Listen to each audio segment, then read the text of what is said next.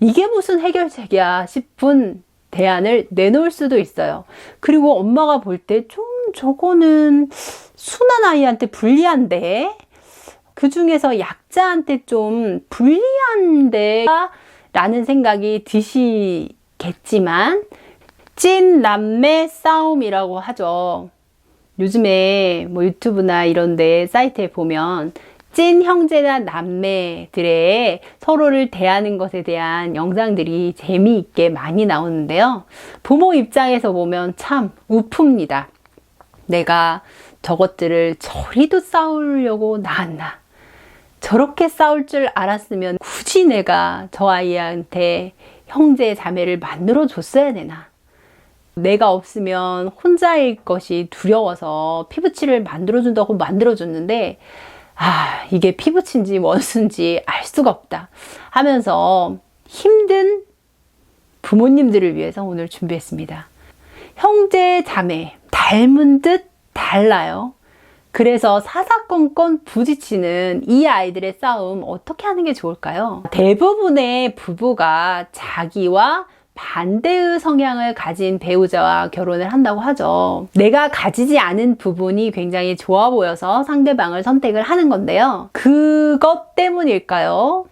둘이 있으면 둘, 셋이 있으면 셋. 성향이 어쩜 그렇게 다르게 섞였는지 모르겠어요.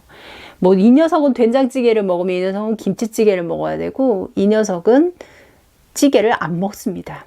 여럿이 형제가 있으면 부모님이 중재하기 키우면서 하나하나 입맛에 맞게 해주기도 어려운데, 거기다가 싸우기까지 해요. 서로 나는 너밖에 없어 하면서 사랑을 했으면 좋겠는데 그런 관계가 형성이 안 됩니다. 그래서 속상할 때가 많은데요. 아이들이 서로 싸우는 소리가 들려올 때 어떤 기분이 드시나요? 저는 스트레스가 확 올라오더라고요.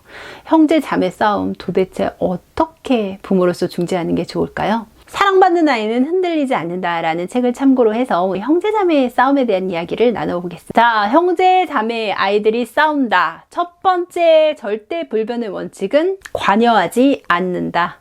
부모는 신경 쓰지 않는다입니다. 어느 날 저희 집에서도 남매가 막 투닥투닥투닥 12시가 다 됐는데 싸우더라고요.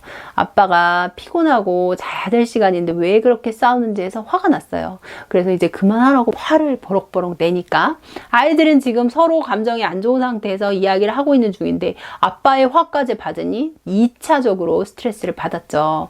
그래서 제가 남편을 진정시켜서 방으로 들여보내고 웃으면서 이야기를 했습니다. 싸움이란 좋은 것이다. 갈등은 필요하다. 너희들이 이렇게 싸우면서 갈등 상황을 겪으면서 스트레스를 받겠지만 이것이 서로를 이해하는 데 도움이 된다. 그리고 서로를 발전시킬 수 있다.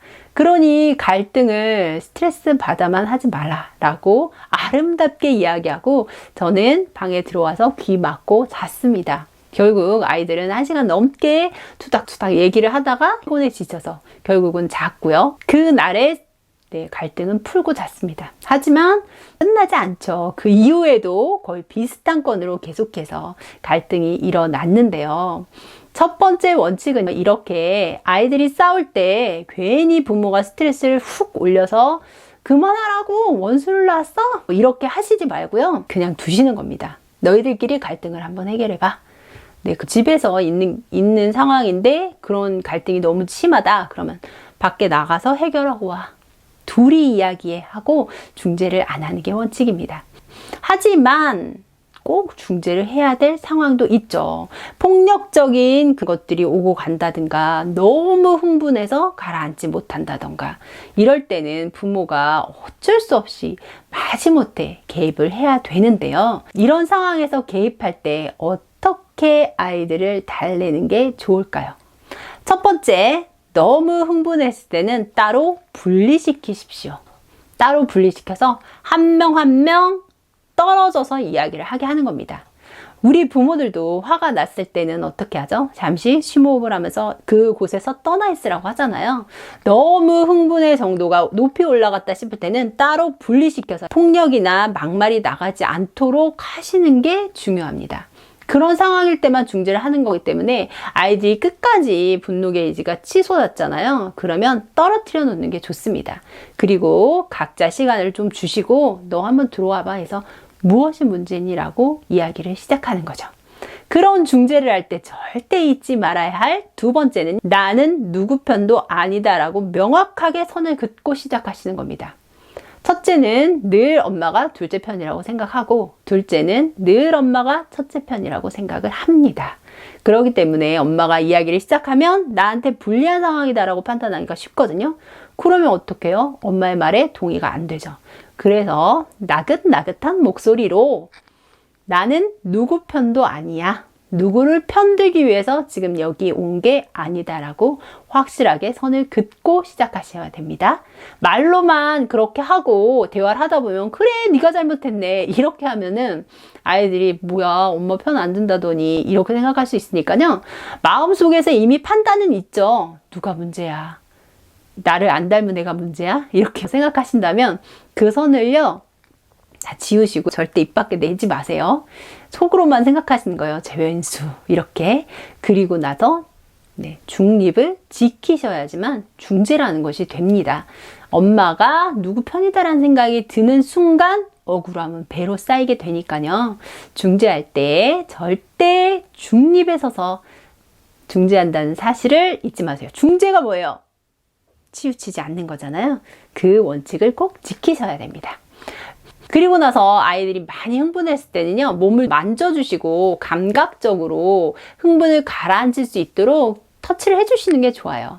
등을 쓰담쓰담 해준다거나 머리를 이렇게 쓰담쓰담 해주면서 많이 속상했구나, 많이 기분이 상했구나 라고 하면 그 따뜻한 손 터치를 통해서 아이들이 릴렉스하는 기능이 있습니다. 그래서 아이들이 이런 폭발 직전의 상황이라면 오히려 따뜻하게 스킨십을 통해서 아이를 자제시키시는 게 좋습니다. 자, 이제 어떻게 해야 될까요? 이야기를 들어봐야 되겠죠? 어떻게 된 일이니 자초지종을 이야기해봐라 하고 시간을 주시는 겁니다. 아이들이 어떻게 된 상황인지 한 명 한 명 흥분하지 않고 이야기하게 해주시고요. 그리고 나서 아이의 감정을 물어봐야겠죠. 그래서 어떻게 했으면 좋겠어? 너부터 이야기해봐. 아까는 너부터, 이제는 너부터. 그래서 한 명 한 명 감정을 읽어주셔야 됩니다. 어떻게 된 상황보다도 그 안에서 감정이 상해서 싸움이 있는 경우가 많으니까요. 그래서 너는 어떤 기분이 들었고 네가 어떻게 하면 기분이 풀릴 것 같아 라는 것을 물어보시는 게 아이들이 충분히 지지받고 공감받았다는 생각이 들게 합니다. 이런 과정에서 첫 번째부터 쭉 떨어뜨려 놓고 스킨십을 하고 서로 돌아가면서 이야기를 하는 과정에서 흥분이 조금 가라앉게 되겠죠? 그때 마지막 필살기 방법에 들어갑니다. 자, 싸움을 통해서 서로 발전하고자 이렇게 싸움이 일어났어. 그러면 여기에서 윈 전략이 있어야겠지. 너도 성장하고 너도 성장할 수 있는 방법이 있어야겠지. 둘 다에게 유리하게 해결하는 방법이 뭘까라고 물어보는 겁니다. 한쪽만 사과하고 끝나는 싸움이 아니라 서로가 기분이 좋아질 수 있는 해결책이 뭘까라고 물어보는 거죠. 그래서 아이들이 또 한 명 한 명 그 방법을 제안하게 하고 들어주는 겁니다. 아이들도 이제 흥분이 많이 가라앉은 상태이기 때문에 논리적으로 들을 수 있습니다. 아, 저렇게 누나가 이야기한 것은 아무래도 나한테 불리한 것 같은데? 그러기 때문에 자기 스스로 균형을 맞추려고 노력을 해요. 나한테 조금만 아주 유리하게 말이죠. 그래서 저 누나가 이게 불리하다라고 느껴서 다시 제 2탄의 싸움이 일어나지 않도록 이렇게 선을 맞춰서 자기들도 대안을 얘기할 겁니다. 그러면 거기서 대안을 같이 찾아보는 거죠. 엉뚱한 이야기를 할 수도 있습니다. 이게 무슨 해결책이야 싶은 대안을 내놓을 수도 있어요. 그리고 엄마가 볼 때 좀 저거는 순한 아이한테 불리한데 그 중에서 약자한테 좀 불리한데 괜찮을까? 라는 생각이 드시겠지만 그때도 절대 개입하시지 않습니다. 아이들이 둘이서 결정하게 하는 거예요. 그리고 나서 계속적으로 약자의 입장에 처하는 한 아이가 있다면 불러서 따로 이야기하실 수 있겠죠. 싸움이 끝난 다음에 이런 상황에서 네 판단이 조금 기울었어. 너한테 조금 유리하지 않았어. 그럴 때 네 감정을 표현해. 나 이거는 불리한 것 같아. 이건 너한테만 유리한 것 같아. 라고.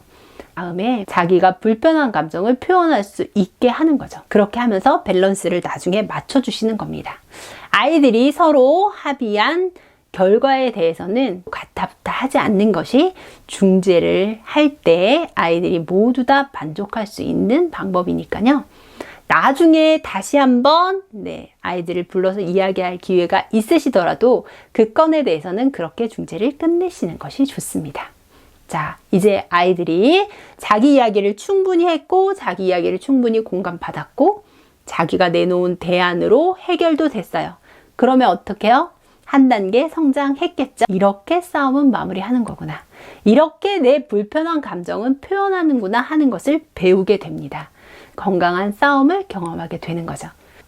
아이들이 싸울 때마다 스트레스를 참 많이 받아요. 그래서 어떻게 중재를 해야 되는지 어떤 기준 없이 들어갔다가 자기도 흔들려서 결국은 몰라 하면서 될 대로 되라 이렇게 하고 마무리하는 경우 저도 가끔 있거든요. 이렇게 기준을 세워서 아이도 진정해 나가고 나도 진정해 나가고 거기에서 합의점을 논리적으로 찾아가는 과정 한 단계 한 단계를 걸으시면 아이들이 갈등 상황도 그렇게 많은 스트레스로만 남지는 않을 것 같다는 생각이 듭니다. 아이들한테 현명한 중재자로서의 엄마가 되어주세요. 중학탐구생활입니다.